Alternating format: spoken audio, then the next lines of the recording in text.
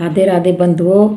आज मैं आपको पंच भिक्षु की कहानी का स्मरण कराती हूँ। यह पंच भिक्षु कार्तिक मास की एकादशी से शुरू होते हैं। बंधुओं, कहानी के बाद मैं आपको पंच भिक्षु की पूजा करके दिखाऊंगी और उसका उद्यापन भी बताऊंगी किस तरह से किया जाता है। पंच भिक्षु की कहानी। एक साहूकार के बेटे की बहू थी जो सुबह उठकर कार्तिक के महीने में रोजाना गंगा जी नहाने जाती, पराये पुरुष का मुंह नहीं देखती। एक राजा का लड़का था। जब भी गंगा जी नहाने जाता और सोचता कि मैं इतनी सुबह नहाने आता हूँ तो भी मुझसे पहले कौन नहा कर लेता है। 5 दिन कार्तिक के रह गए। उस दिन साहूकार की बहू तो नहा करके जा रही थी। राजा का बेटा आ रहा था। खुड़का सुनकर वह जल्दी जल्दी जाने लगी तो उसकी माला मोचड़ी छूट गई। राजा आया और सोचने लगा कि जिसकी माला मोचड़ी इतनी सुंदर है वह खुद कितनी सुंदर होगी। सारी नगरी में राजा ने होला फिरा दिया कि जिसकी ये माला मोचड़ी है वो मेरे पास 5 रात आएगी। साहूकार के बेटे की बहू ने कहलवा दिया कि मैं 5 दिन आऊंगी, पर किसी को साक भरने बिठा दियो। राजा ने गंगा जी पर बिछावन करके एक तोते को पिंजरे में टांग कर रख दिया। वह सुबह आई, पहली पैड़ी पर पैर रखा और बोली कि हे कार्तिक के ठाकुर, राई, दामोदर, पांचों पांडव, छठे नारायण, भीकम राजा, उस पापी को नींद आ जाए।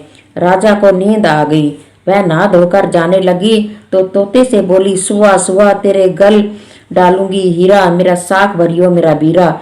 सुआ बोला कि कोई वीर भी साक भरता है? तो वह बोली, सुगा सुगा सुबह तेरे पग घालूंगी नेवर, साख भरियो मेरा देवर। सुआ ने कहा, अच्छा भाभी, मैं तेरी साख भरूंगा। वह तो कहकर चली गई। राजा हड़बड़ाकर उठा। सुआ से पूछा कि सुआ सुआ वह कौन आई थी, कैसी थी? सुआ बोला, आबा किसी बिजली, होली किसी झल, केले किसी कामनी, गुलाब का सा रंग। राजकुमार ने कहा कि आज मैं उंगली चीर कर बैठूंगा, फिर मुझे नींद नहीं आएगी। दूसरे दिन वह उंगली चीर कर लेट गया। जब वह आई तो भगवान से प्रार्थना करने लगी तो फौरन ही राजकुमार को नींद आ गई और वह नहाकर चली गई। तब उसने उठकर तोते से पूछा तो उसकी कई सारी बातें बता दी। तब राजकुमार बोला, मैं आंखों में मिर्च डालकर बैठूंगा, और रात को मिर्च डालकर बैठ गया। और वह आई तो प्रार्थना करी जिससे कि राजकुमार को नींद आ गई और वो नहाकर चली गई। तब राजकुमार ने तोते से पूछा कि क्या वह आई थी? तोते ने कहा, आई थी। फिर उसने कहा, आज तो बिना बिस्तरे के बैठूंगा, और रात को बिना बिस्तरे के बैठ गया। जब वह नहाने आई तो फिर भगवान से वही बात कही तो राजकुमार को फिर नींद आ गई। जब वह नहाकर जाने लगी तो आंख बंद करके चली गई। राजकुमार ने उठकर देखा तो वह नहाकर चली गई। वह बोला कि आज तो मैं आग की अंगीठी रखकर बैठूंगा जिससे नींद नहीं आएगी, और वह अंगीठी रखकर बैठ गया। साहूकार की बहू आई तो भगवान से कहा कि 4 रात तो निकाल दी, परंतु आज की रात और निकाल दो। भगवान ने उसका सत रख दिया और उसे नींद आ गई। जब वह नहाकर जाने लगी तो तोते से बोली कि इस पापी से कह दियो कि तेरी 5 रात पूरी हो गई हैं, इसलिए मेरी मोतियों की माला मेरे घर भेज दे। सुबह राजा के लड़के ने तोते से पूछा कि क्या वह आई थी? तोते ने कहा कि हाँ आई थी, और उसने अपनी माला मोचड़ी मंगवाई है। तब राजकुमार ने सोचा कि वह तो सच्ची थी, उसका तो भगवान ने भी सत रख लिया। थोड़े दिन बाद राजकुमार के शरीर में कोढ़ निकल गया और वह तड़पने लगा। तो राजा ने ब्राह्मण को बुलाकर पूछा कि मेरे बेटे का शरीर क्यों जल रहा है? तब ब्राह्मण ने कहा कि वह पतिव्रता स्त्री पर बुरी नजर रखता है, इसलिए यह रोग लगा है। तब राजा ने पूछा कि अब वह कैसे ठीक होगा? तब ब्राह्मण ने कहा कि उस साहूकार की बहू को धर्म की बहन बनाने और उसके नहाए हुए जल से नहाए तो उसका कोढ़ ठीक हो जाएगा। राजा उसकी माला लेकर घर गया और साहूकार से कहा, यह माला आपकी बहू की है और उसके नहाए हुए जल से मेरे बेटे को नहला दो। साहूकार ने कहा, वह किसी पराये पुरुष का मुंह नहीं देखती, इस नाली के नीचे राजकुमार को बैठा देना। जब वह नहाएगी तो ऊपर से वह पानी गिर जाएगा। बाद में राजकुमार बैठ गया और नहाया तो उसकी चंदन जैसी काया हो गई।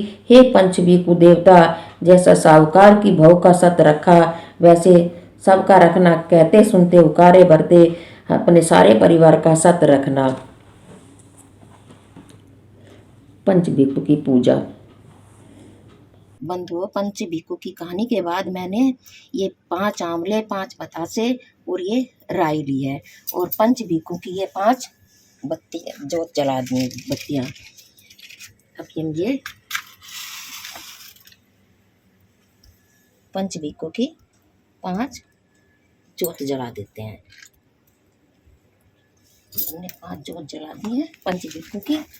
और अब हम एक आंवला लेंगे, एक बताशा और थोड़ी सी राई ये लेंगे, और इस दिए पे हम इस तरह घुमाएंगे। पुनो नाई पड़वा नाई, 5 रतन 5 तीरथ 5 भिक्का मैं नाई। 1 टका मेरी गांठ में सुनो रगराई, आधे का लाई आंवला आधे की राई। राई दामोदर सांवरा जिसने सृष्टि रचाई, राजा के घर उतरी पुतरी बनी आई। राजा लाया ब्याह के रानी बनी आई। 4 चक्कर 4 मकर 5 दिए किलो। मैं तने पूछूं श्री कृष्ण जी कब निस्तारा होए? आएगा कातक का महीना जब निस्तारा होए। फिर इस तरह भक्तों हम ये 5 बारे 5 आंवले इसी तरह गा के और करने हैं। उद्यापन। बंधुओं, इसका उद्यापन 5 साल में होता है। पंच भिखु के 5 दिन तक व्रत होते हैं। व्रत आप फलाहार का करें, अगर ना हो सके तो एक समय खाना खा लें। बंधुओं, पहले साल 5 गोले और दक्षिणा पंडित जी को दें। दूसरे साल 5 गिलास में चावल भरें और दक्षिणा रख कर दें। तीसरे साल 5 फल और दक्षिणा दें। और चौथे साल 5 तौलिए या फिर 5 ब्लाउज के पीस भी दे सकते हैं और दक्षिणा। 5वें साल आप 5 परोसे और दक्षिणा दें। अगर आपका मन हो तो अपनी इच्छा अनुसार पंडित पंडिताइन के कपड़े भी दे सकते हैं। बंधुओं, अगर हम इस उद्यापन को 1 साल में भी कर सकते हैं। इसी तरह 5 दिन फलाहार का व्रत रखें, और अगर ना हो सके तो अन्न का व्रत कर रख लें।